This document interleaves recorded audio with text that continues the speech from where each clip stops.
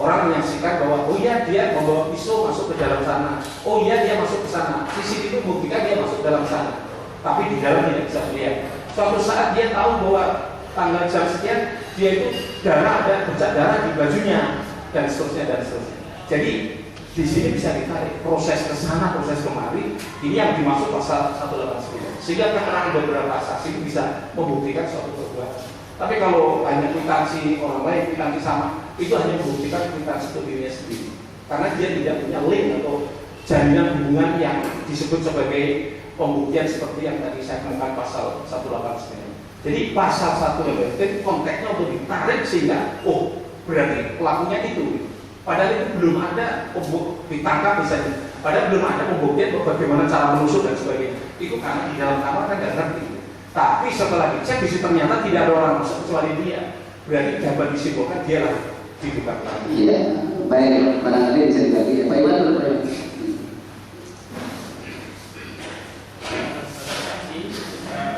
Ahli tadi sudah ahli mengatakan bahwa mengikuti perkembangan terbentuknya ya pasal 23 ya. Pasal 2 dan pasal 3 pasal 2 dan 3 Undang-undang Dikor 31 Dikor. Tadi juga sudah dijelaskan tentang perbuatan melawan hukum dikaitkan dengan pasal 2, penyerahan gunaan wewenang dikaitkan dengan pasal 3. Pertanyaan saya, dilihat dari sejarah terbentuknya pasal 3 Undang-Undang Tipikor, apakah benar spesifikasi pasal 3 ini diperuntukkan untuk PNS pada waktu penggodokannya? Mohon penjelasan. Saya mohon maaf dulu, karena ini bukan fakta. Saya kira bukan benar, ini kita pendapat saja. Ya. Jadi persoalan benar itu tadi konteksnya konteks fakta. Terima kasih. Jadi apakah benar itu ahli? Bagaimana pendapat ahli itu? Apakah bagaimana pendapat ahli terhadap pasal 3 ini tadi? Baik, saya ingin jelaskan demikian.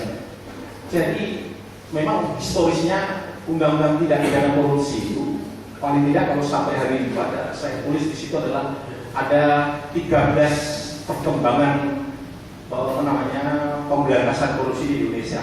Yang terakhir adalah terbitnya undang-undang tentang pengadilan tipikor. Yang semula pengadilan tipikor hanya untuk KPK. Nah, sejarah itu menunjukkan bahwa tindakan perbuatan pidana korupsi di Indonesia dalam rangka untuk menyelamatkan keuangan negara. Dari penggunaan pemberdayaan pasal-pasal KUHP sampai pada dibentuknya undang-undang pengadilan khusus yang tidak pidana khusus atau hukum pidana khusus Undang-Undang 3 tahun 1991. Semuanya itu paradigmanya yang menyelamatkan keuangan negara. Maka akhirnya pasal 3, salah satu pasal 3 itu siapa sih yang mengelola keuangan negara? Umumnya pengelolaan keuangan negara dilakukan oleh pegawai negeri sipil pejabat negara. Dan oleh sebab itu lahirlah pasal 3. Kalau pasal 3 itu ada, berarti pasal itu spesial digunakan untuk pejabat-pejabat yang menyalahgunakan keuangannya untuk masuk merugikan keuangan negara dan orang lain dapat untung karena ini atau dirinya sendiri atau korporasi. Jadi terhadap pertanyaan tadi saya berpendapat bahwa memang background historinya seperti itu. Pasal 3 inilah yang dikatakan dia punya kewenangan untuk mengelola keuangan negara. Keuangan negara yang dikelola tidak benar dipakai untuk kepentingan sebagaimana dirumuskan dalam usul-usul itu. Gitu. Sehingga kata-kata penyalahgunaan wewenang itu konteksnya adalah hukum administrasi, konteksnya adalah pegawai negeri dan juga pejabat negara. Ya, masih ada Pak? Cukup? Ya, Pak Iwan ada Pak? Ahli, untuk membuktikan dugaan terjadinya tindak pidana mengenai kerugian keuangan negara, menurut pendapat saksi, menurut pendapat ahli, apakah diperlukan namanya audit investigasi? Jadi kerugian negara itu ada beberapa bentuk. Ya. Jadi kalau bentuknya misalnya orang itu beli mobil, mobilnya dibawa lari dijual, barang itu sangat gampang sekali. Negara rugi. Tapi kan beli mobil ke showroom itu sudah tahu persis harganya. Kalau itu mobil baru, dia tinggal ngambil dokumen di pembelian itu berapa. Tapi terhadap kerugian-kerugian negara, misalnya saja, apakah gedung itu merugikan, bangunan gedung itu tidak sesuai dengan mestinya? Ada unsur markup markdown. Itu apakah bisa semua penegak hukum, polisi, jaksa membuktikan itu? Maka lahirlah kerugian negara yang bersifat pengelolaan keuangan negara ini diperlukan namanya keterangan dari lembaga yang punya kompeten untuk memberi keterangan mengenai kerugian keuangan negara. Mungkin bisa dilihat misalnya pasal 32 di dalam konteks itu kan dibuktikan juga jika perbuatan melawan hukum unsur tidak terbukti tapi fakta konkret kerugian negara terjadi. Dalam penjelasan dikatakan siapa yang mengukur penjelasan kerugian keuangan negara, itu lembaga yang punya kewenangan untuk itu. Tidak ada kewenangan untuk itu kerugian keuangan negara. Prinsipnya gambarannya seperti itu. Berarti harus ada lembaga yang punya kewenangan begitu. Pertanyaannya adalah siapa yang punya kewenangan itu ketika itu terjadi keuangan negara? Katanya belum tentu pidana, maksud saya. Bagaimana kalau itu terjadi tidak pidana merugikan keuangan negara? Siapa yang punya kewenangan begitu? Disinilah mulai. Ini ajaran dari BPK seperti itu. BPK menyatakan bahwa diduga terjadi tidak pidana. Itu kalau BPK diminta, dia akan audit investigasi.